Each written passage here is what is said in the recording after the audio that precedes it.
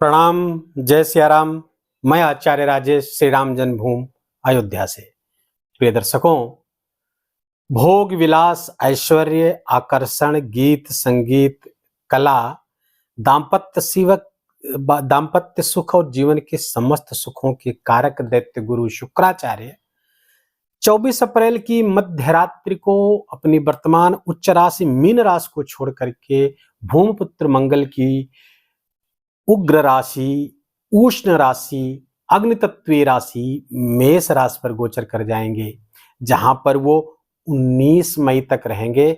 और शुक्र का ये गोचर कई मामलों में अति विशिष्ट और अति महत्वपूर्ण है। जैसे कि शुक्र यहाँ पर प्रारंभ के प्रथम सप्ताह 1 मई तक देवगुरु बृहस्पति के साथ युति करेंगे। दूसरे लगभग 15 मई तक उच्च के सूर्य के साथ गोचर करेंगे और इस गोचर पर शनि की दृष्टि भी होगी, शनि की तीसरी दृष्टि भी इस गोचर पर होगी। और शुक्र 25 अप्रैल से अस्त भी हो रहे हैं। छठवीं और महत्वपूर्ण बात, इस शुक्र जिसकी राशि पर गोचर कर रहे हैं उस राशि का स्वामी मंगल राहु के साथ अंगारक योग बना करके बैठे हुए हैं। फलतः इस गोचर में सुख और आनंद की प्राप्ति तो होगी ही, साथ ही साथ बहुत ही सावधान रहने की भी आवश्यकता होगी। इसको समग्रता से समझने का प्रयास करते हैं कन्या राशि के जातकों के लिए। पहले बता दूं कि शुक्र सुख के कारक हैं, तो सुख ही देते हैं, दुख नहीं दे सकते। लेकिन शुक्र के द्वारा प्रदत्त जो सुख है, आनंद है, भोग विलास है, उसके अति उपभोग के कारण, उसके अनैतिक उपभोग के कारण हम विपत्तियों को स्वतः आमंत्रित करते हैं। इस गोचर के दौरान इसकी संभावना प्रबल बनी हुई है। आइए जानते हैं कि किस क्षेत्र से आपको सावधान रहना है।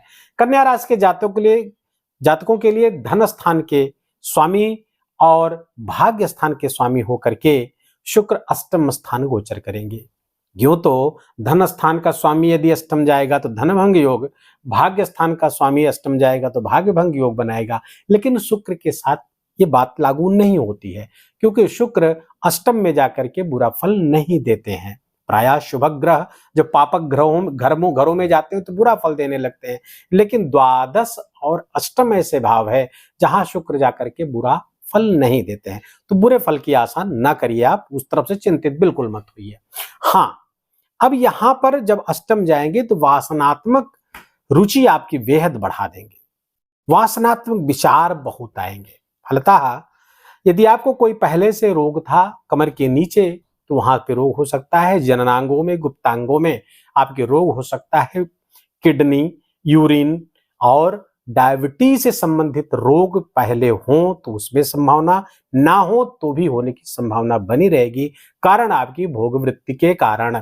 शुक्र की दृष्टि जब धन स्थान पर पड़ेगी तो फलतः खान पान पे अनियंत्रण हो जाएगा। आहार विहार पर बहुत नियंत्रण करने की आपकी आवश्यकता है। आकस्मिक धन वृद्धि होगी, धनागमन होता हुआ दिख रहा है, आकस्मिक धन वृद्धि हो सकती है, शेयर मार्केट आदि से आपको लाभ हो सकता है। लेकिन जहां पे आकस्मिक धन वृद्धि होगी वहीं धन का व्यय भी आकस्मिक होता हुआ दिखेगा, जिसके कारण से आपको थोड़ा सा मानसिक अशांति का शिकार होना पड़ सकता है। अब राशि का स्वामी, जिस राशि पर शुक्र है उस राशि का स्वामी सप्तम स्थान पर अंगारक योग बना करके बैठे हुए हैं, जो व्यापार व्यवसाय में थोड़ा सा संकट की स्थिति पैदा कर रहे हैं। तो शुक्र के इस गोचर से हो सकता है व्यापार व्यवसाय में इस कुछ दिनों के लिए आपको गिरावट की स्थिति आए, जिसके कारण आप कुछ विचलन की स्थिति महसूस करें, मानसिक व्यग्रता आपको हो सकती है। पिताजी के स्वास्थ्य में समस्या हो सकती है, खासकर यदि वो मधुमेह, डायबिटीज या किडनी आदि से पीड़ित हैं या कोई भी यूरिन संबंधित प्रॉब्लम है। पिताजी के स्वास्थ्य का विशेष ख्याल रखिए। अब इसकी सूक्ष्मता की तरफ अगर शुक्र के गोचर करें, हम सूक्ष्मता की तरफ चलें तो शुक्र देखिए यहाँ पर दो नक्षत्रों पे गोचर करेगा। पहला भरणी, 5 मई तक भरणी नक्षत्र पर, और उसके बाद कृत्तिका नक्षत्र पर गोचर करेंगे। भरणी नक्षत्र पर गोचर करेंगे 5 मई तक। भरणी नक्षत्र के स्वामी स्वयं शुक्र हैं। फलतः 5 मई तक आपको अपनी भोगवादी वृत्ति पर बहुत अंकुश करने की आवश्यकता है। अन्यथा ऐसी परिस्थितियां पैदा हो सकती है जिसके कारण से सामाजिक अपयश तो होगा ही, साथ ही साथ आपके स्वयं के स्वास्थ्य के लिए भी खतरे पैदा हो सकते हैं। अब यहाँ पर सूर्य साथ में है, सूर्य उच्च के हैं, दुर्घटना का योग बना करके बैठे हैं, अर्थात ऐसे गुप्त बातें, ऐसे गुप्त प्रसंग, ऐसे गुप्त प्रेम प्रसंग जो दुर्घटना कारक हो सकते हैं।